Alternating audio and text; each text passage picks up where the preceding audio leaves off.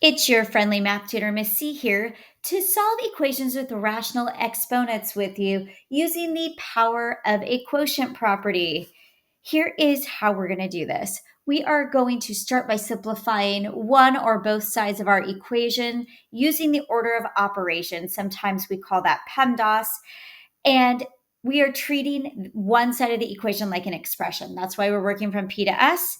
Then we are going to solve the equation. That means we're going to be moving things over the equal sign using the order of operations backwards. So let's go ahead and get started. I have a ton of videos on exponent properties. So if you need a refresher on those, go ahead and check those out because we're going to be moving through those pretty quickly. So 4 different problems ranging from basic to challenging. Our first problem is x to the ninth divided by x fifth equals 10,000. So I've got the same base, which is x, and we're following PEMDAS. There's no parentheses. I'm dealing with exponents first. Same base, which is x, and they're being divided. So that means our rule, the product or the power of a quotient property says we subtract the exponents.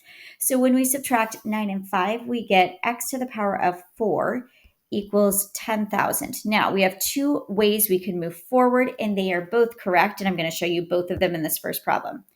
The first way, we get x by itself. And when I say x by itself, I mean x to the power of 1. Method 1 is to take the fourth root of both sides. When we do that, we get x to the power of 1, or x, equals 10. That is method 1. Now I'm going to rewrite this equation down here so we can do method 2. Or you can use method 2, and that is raising both sides essentially to the reciprocal of 4, which is in this case 1/4. 4 times 1/4 equals 1. Remember, we're trying to get to the power of 1. When I raise that side to 1/4, I do it to the other because we balance our equations. And once again, I get x equals 10. This method, you get to choose your method every time you solve these types of equations. So there you go. I would plug 10 back in for x and make sure that 10 to the ninth divided by 10 to the fifth equals 10,000. It does. I wrote this problem. But for you, when you're doing this on your own, that's always a great check. All right. Let's move on to our next problem, which I'm calling intermediate. I'm going to erase just this little part right here. Okay. We are going to notice that there is a coefficient on this problem. And that just means that we have one additional step, which is why I've made this intermediate. So that 8 gets to hang out right here. And we're going to use our power of a quotient property to deal with the exponents, because same base means that we subtract the exponent. So we keep our base of x. 10 minus 7 is 3 equals 216.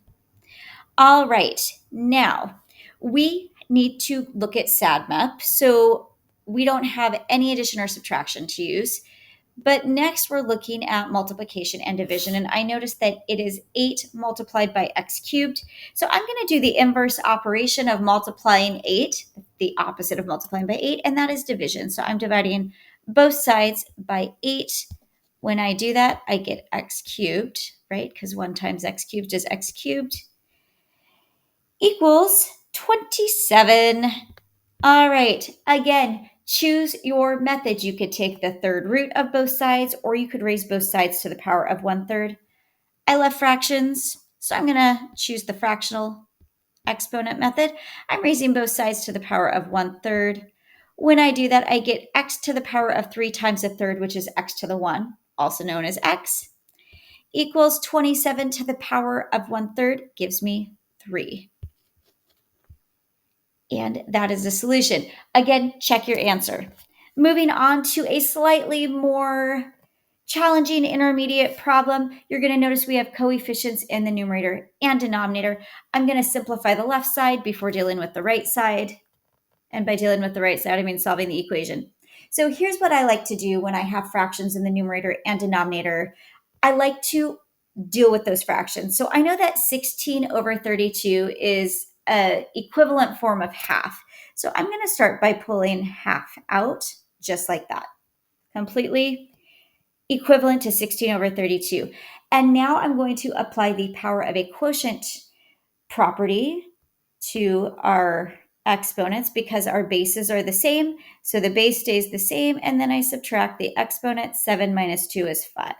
So I end up with 1/2 x times 5. Okay, these are the same thing. And now I am finishing my equation. So we now have a simplified version on the left that we can't simplify anymore. And the right is also simplified. It was simplified from the beginning. And now we're going to use our SADMEP to solve this equation. We do have addition and subtraction. We do not have addition and subtraction, so that's done. But we do have multiplication and division. So in this case, we have half multiplied by x to the fifth. So just follow with me. You could divide both sides by half, or you could multiply by the reciprocal, which is the same thing as dividing by half. Up to you. I like multiplying by the reciprocal, especially when the reciprocal is a whole number, like 2. So this is really 2 over 1, right? But 2 over 1 is 2. When I do that, I get a 1 here. So 1 times x to the fifth is x to the fifth. And then I'm multiplying the other side by 2, and I get 3,125. All right, last step. Since I raised everything to a fractional exponent last time, I'm going to use the nth root this time. That means I'm going to take the root of both sides. Since it's raised to the power of 5, I take the fifth root on this side, and I take the fifth root on this side. You probably know this already, but the root should match the exponent. That's because you're undoing it. When I take the fifth root of x to the fifth, I get x. When I take the fifth root of 3,125, I get 5. Remember, all this is saying is if I multiplied 5 by itself 5 times, I get 3,125. All right, plug it back in, make sure it's correct. And moving to our very last problem that I'm calling challenging because there's a lot of steps. All right, we are proceeding the same way that we did on the last one. We're going to simplify the left side. I'm going to start by pulling out 3/4 here. And then I'm going to simplify my exponents again. 8 minus 3 is 5. So I have 3/4 x to the fifth minus, I made this a really long number, 5,981.25 equals 6,624. All right, so I simplified the exponents. I simplified the fraction as well.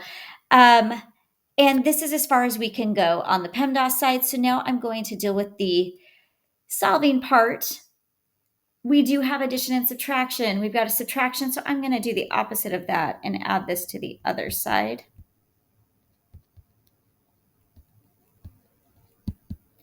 When I do that, this makes a 0. That leaves me with 3/4 x to the fifth equals 12,605.25.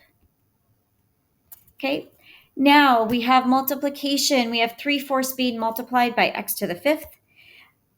Again, you can divide both sides by 3/4, but if you've watched my videos for a while now, you know I always prefer to multiply by the reciprocal. I just think it leaves less room for error because your calculator always does it correctly when you use this method. When I do that, this turns into a 1, and I'm left with x to the fifth. When I multiply 12,605.25 by 4/3, I get 16,807. And now we get to choose. Do we take the fifth root? Do we raise it to the power of 1/5? It doesn't matter. It's your choice. Pick your favorite method. I'm choosing to raise to a fractional exponent. Remember, you're using the reciprocal of your exponent. Works every time. If I do it to one side, I do it to the other. And when I do that, I get x equals 7. Plug it in, especially if you're on a test, to make sure you did this right. And that's it. We've solved 4 equations that contain rational exponents using the power of a quotient property. Thanks for joining me. Make sure to subscribe for more math videos. Till next time, remember, you've got this.